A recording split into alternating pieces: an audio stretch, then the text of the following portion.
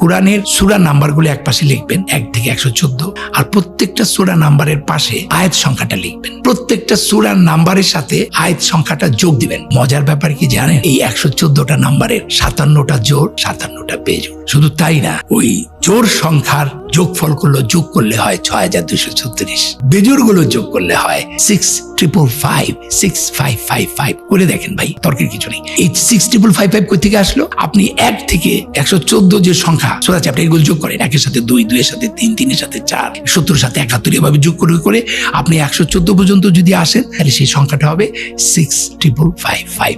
তাহলে জোড়াটা হচ্ছে 6236 আর বেজোড়টা হচ্ছে 6555। শুধু তাই না, এর পরের যে ঘটনাটা সেটা আরো ভয়াবহ।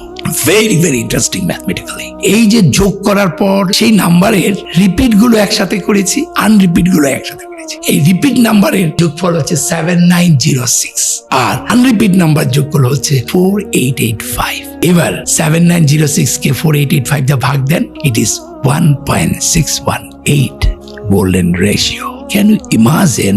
আপনি চ্যাপ্টার আর ভ্যাস নাম্বারকে যোগ করার পর রিপিট আনরিপিট করে আলাদা করবেন, তারপর রিপিট নাম্বারগুলোকে আনরিপিট নাম্বার দিয়ে ভাগ দেওয়ার পর গোল্ডেন রেশিও হবে।